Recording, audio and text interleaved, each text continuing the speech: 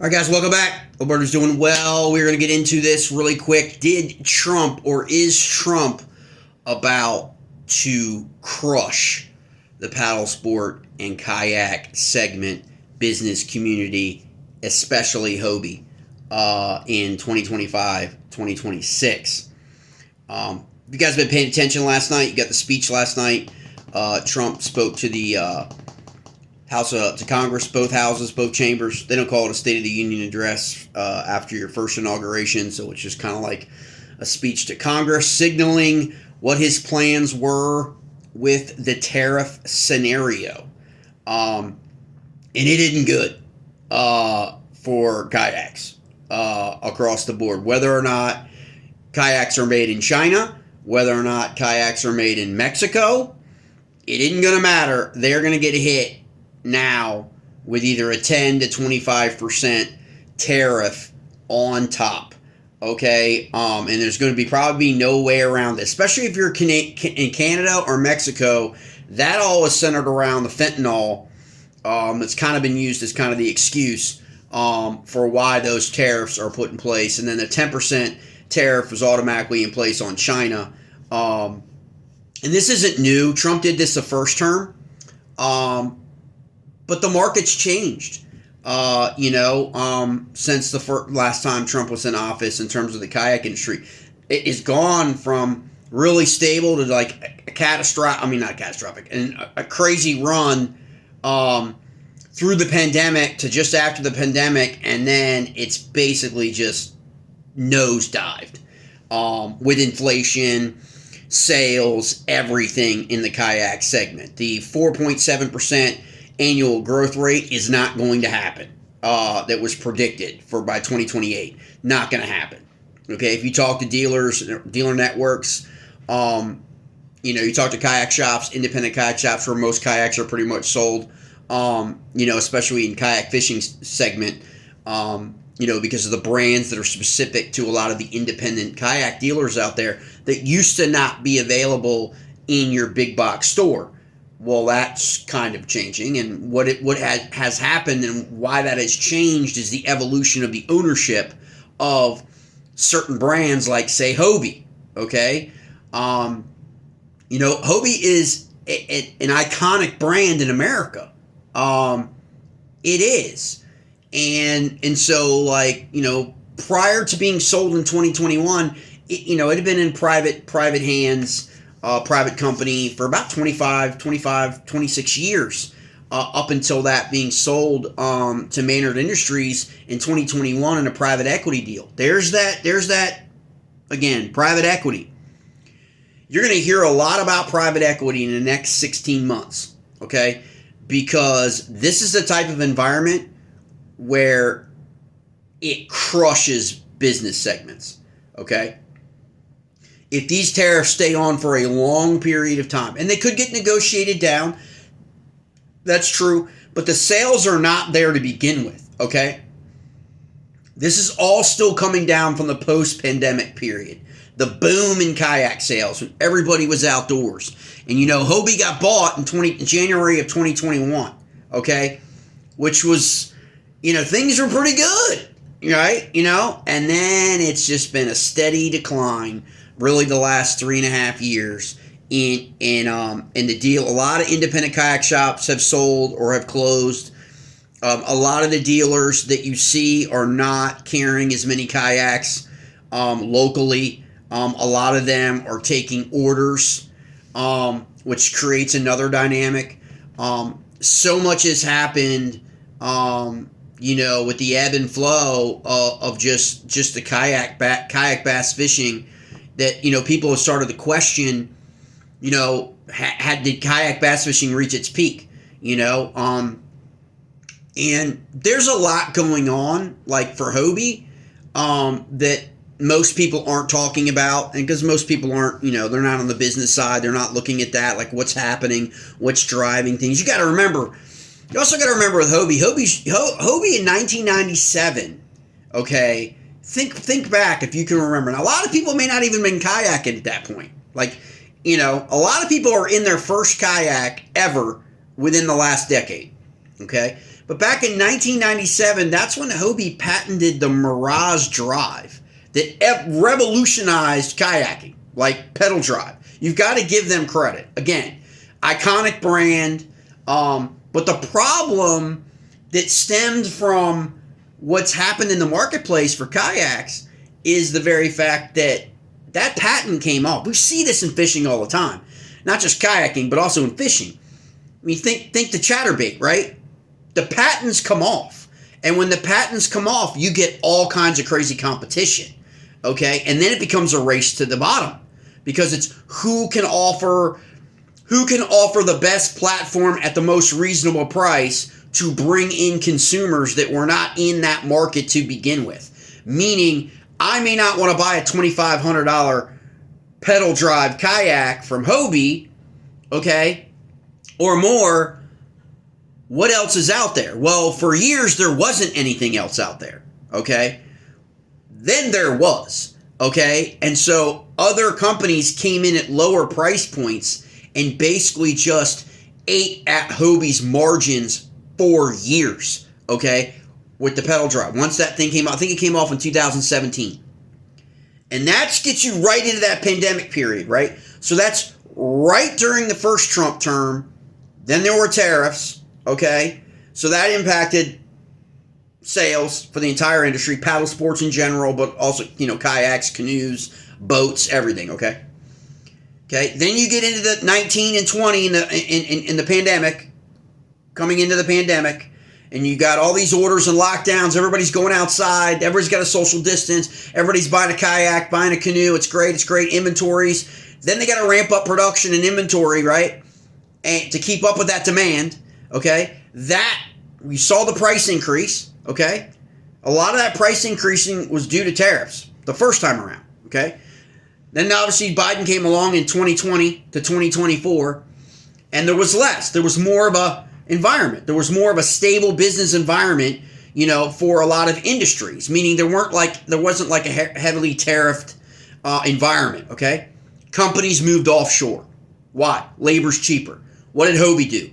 Hobie went from Southern California over into Mexico. Okay, to produce their kayaks. Well, now they're getting stuck with a 25% tariff on all goods coming from Mexico to the United States.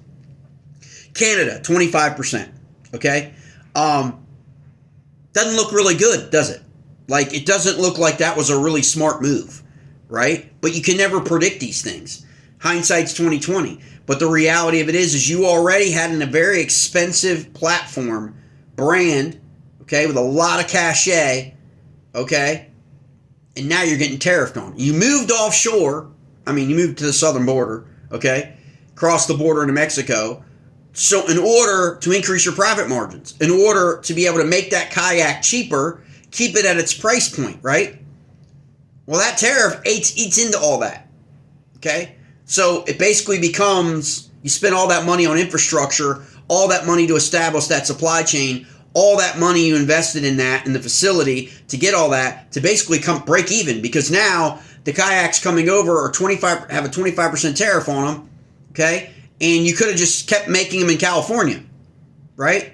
And you wouldn't have been charged the 25% tariff. You could have invested in the facilities in America and employ more people, which is what Trump wants, right? That's the whole point of these tariffs, really. It's not fentanyl, okay? It really isn't.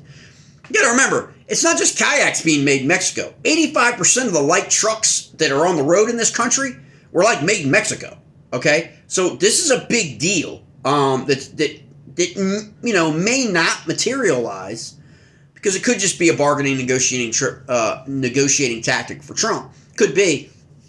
But as it stands, April 2nd, okay, March has got the tariffs in place. But April 2nd, they're going to review it all. You got to remember, you've got that Canadian, United States, Mexico trade agreement, too, that they're all going to take a look at. And it all could just be very, very negotiated. But in the meantime, kayak companies like Hobie have just been freaking pummeled, okay? Because they've got a product that's too expensive for consumers right now. There's not growth, okay, in kayak sales, really, if you talk to dealers. And Hobie's lost its cachet, okay, with a lot of those dealers. What a lot of people don't understand, is Hobie used to carry a lot of cred, okay? What I mean by that is, when Hobie could walk into the door and demand things, okay? Hobie could demand of, okay, if you want to sell our kayak, you want to sell our kayaks, we're like, we're the most iconic brand, okay, in sail and kayak, okay? Well, this is what this is the place. This is where I want you to place our kayaks, right here, front doors. People walk in. Our displays need to be bigger, okay?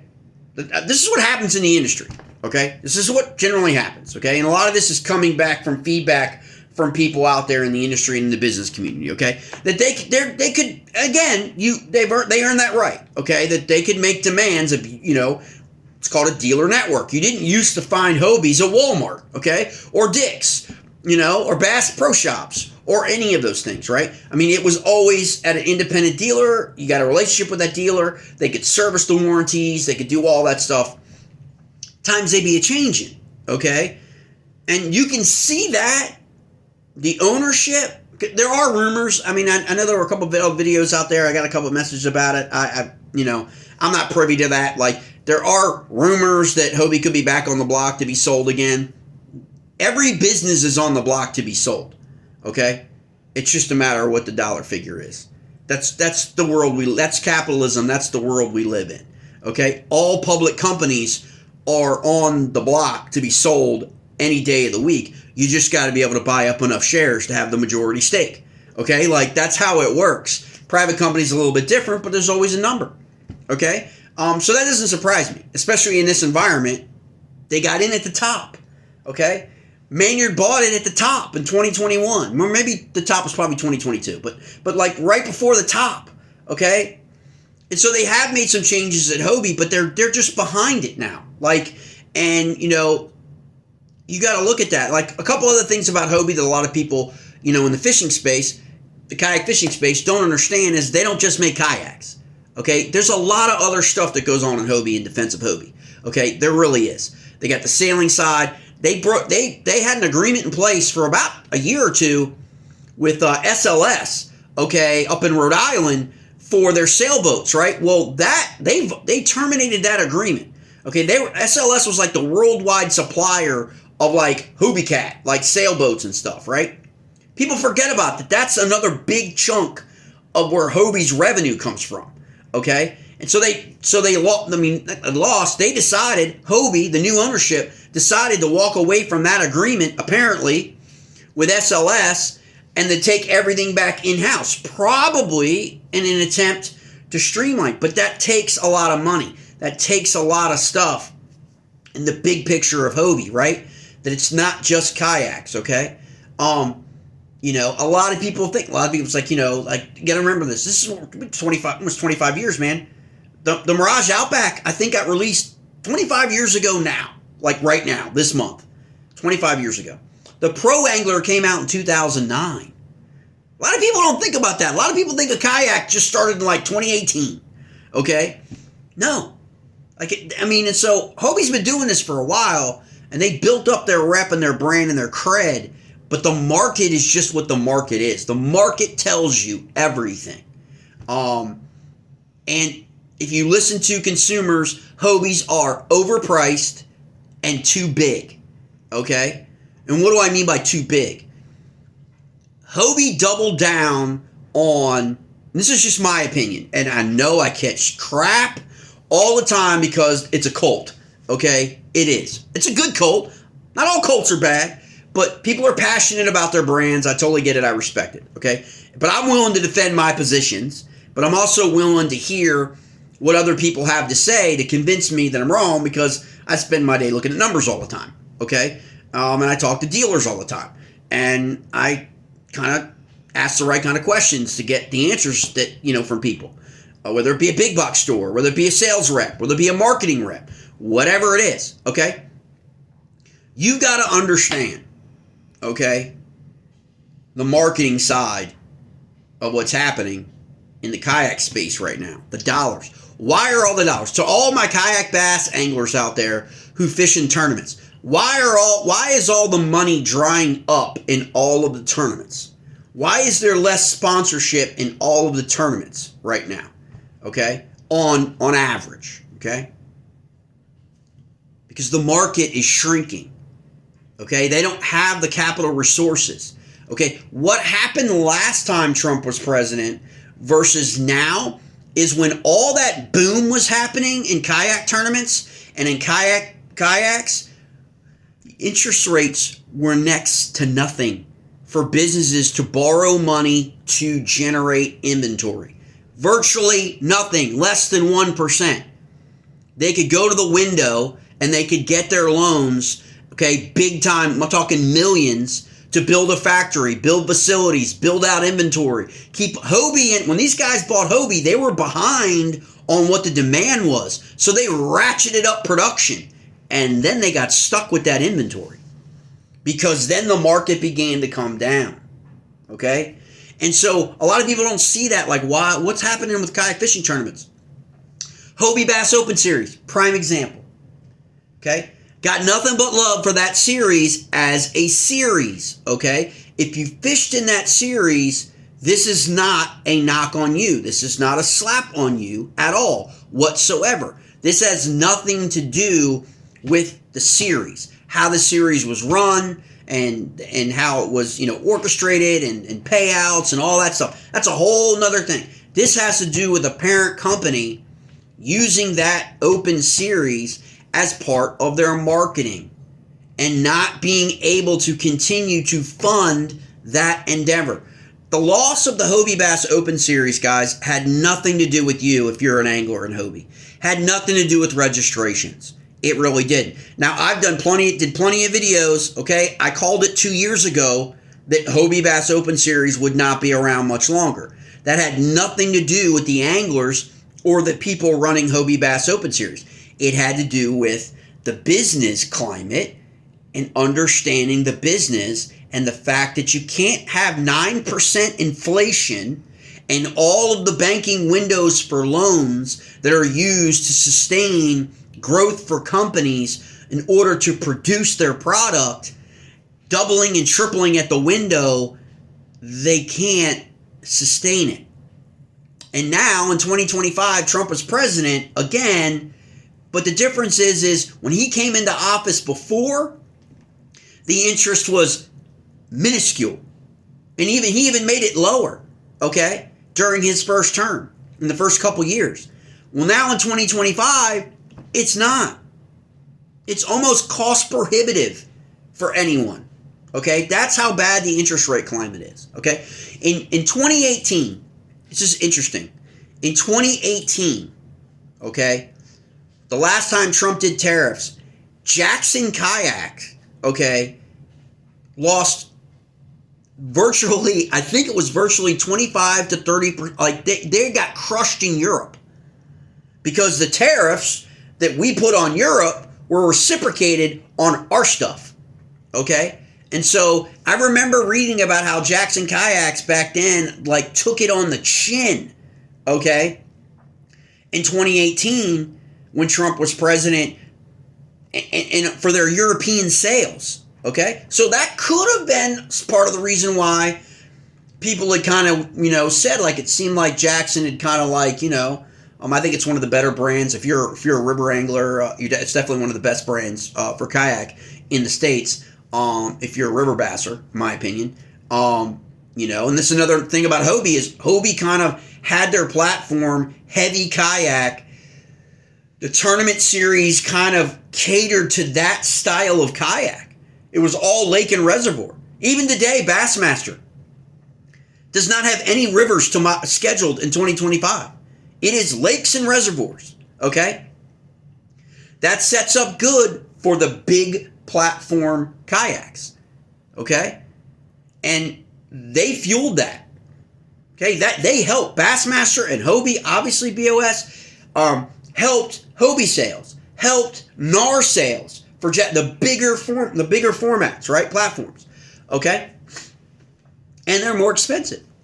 And the industry moved to that $3,000, $3,500, $4,000, almost $5,000, okay? I mean, again, in a market where the economy is crushing people, financing is dried up, okay? all of these things, it just became like a double whammy. But the last time we had tariffs, even Jackson experienced that and talked about that, in Europe. And now you've got Hobie. Hobie's making them in Mexico, and so they're going to get hit. And the same thing is going to happen to them. And the number one knock I hear about Hobie is up until that patent expired in 2017, 2018 for the Mirage drive, they haven't innovated. Hobie, founded in 1950, okay, they lost their owner. They lost Hobie Alter in 2014. He died when he was 80 years old. Guy was a visionary, okay. Hobie had always been known as being very innovative, okay. What have they innovated in the last 4 years? They haven't had anything really of any consequence at ICAST the last 2 years, okay, to introduce to buyers, okay. That's a buyer's event, not a consumer event. They really haven't. They haven't been able to innovate and spend money on R&D and bring something new, really, other than, I guess, the Trek, I guess, in the last 5 years, for that quasi paddle sport, paddle board, drive kind of like hybrid. Okay, but really, like, they haven't really innovated, in my opinion. And that's another triple whammy on what's happened to Hobie. And so these developments, could crush that business model. It really could. Because you've got a product that's overpriced based on the market. I'm not saying that Hobie is not a quality platform. It is. I'm saying based on market conditions today, and based on the consumer surveys, and based on what the buyers and consumers and dealers are saying, that price point is not moving, okay? And Hobie doesn't really have anything for the consumer to gravitate to in the other price points like other brands do, okay? Now, what can Hobie do about it, okay? What can Hobie do? Well, they've already tried to do it, okay? Most people aren't aware unless you follow the business trades and you follow what's happening. Hobie named last year a new vice president, okay, of, I think it's sales, vice president of sales, okay? They also named a new director of marketing, okay? The vice president of sales came from Pelican International. The new director of marketing for Hobie came from Jackson Kayak. Okay? So it's not like Hobie's not like trying to okay? It's just what they're up against. It's ironic that the guy who was director of marketing for Jackson at the time in 2018, that they had to go through this very, very thing with tariffs, okay, in Europe. He's now the director of marketing for Hobie Kayak, and he's going through the exact same thing again, this time with potential tariffs of 25% on Mexico. And so that is the model that is being pressured, okay? And back then, I'm trying to remember, back the last time Trump was president, Colin Kemp was the director of sales for Jackson Kayaks, okay? And that's when the European business got crushed during the tariff war. Now, do we know if this is a legit thing, or is this just what Trump does, okay? The art of the deal. We don't know. But we already know that the sales aren't there going into 2025. We already know, okay, that most stores don't really have the inventory, and stores are trying to play that, because of that relationship of they're still sitting on kayaks from a year or two or sometimes 3-year-old kayaks, okay, whose warranties are basically, look into that. before you buy a kayak, make sure that your warranty is still your warranty. Okay? Because a lot of kayak models, the warranty is based on the production run year, not based on when you bought it. Okay? So you just need to make sure that that's the way it is, because a lot of people don't tell people that.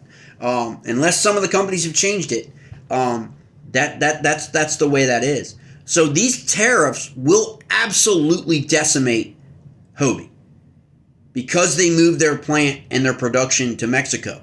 Okay? And that's on the new ownership since 2021. Okay? That's on them. That private equity, they made that decision. Okay? And maybe during that environment of the Biden administration, it was the right decision to make. But again, next 8 years potentially, if this all works out and everything turns out the way that everybody, thinks it's going to work out for the economy, and the economy is going to get better, inflation is going to come down, jobs are going to get up, businesses are going to come back to America, all that stuff. Well, you can end up with 4 more years post-Trump of the same thing. So 8 years of the Republicans, in the White House and in the executive doing what they're doing. So, again, this environment is incredibly risky right now for everybody, okay, in the fishing space. Most gear comes from overseas. Most components come from China. We also have bait makers that are actually Canadian bait makers. Okay, well, they're getting hit with a tariff, so you can expect limited inventories. If dealers have to raise the price of baits that are produced in Canada that come into the United States, and Canada is going to do the exact same thing. I mean, think about it. I mean, if you're Great Lakes finesse and you're being produced right in the United States near the Canadian border, all those baits going into Canada are going to get tariffed at 25%. Because they're going to match the U.S. tariff, okay? And we're going to have a lot more clarity come April 2nd, according to the Secretary of Commerce that I listened to this morning, in terms of all the different industries come April 2nd that are really going to have the differing varies of tariffs. But they're cracking down on Mexico. I mean, they're redder towards Mexico, because Mexico really is,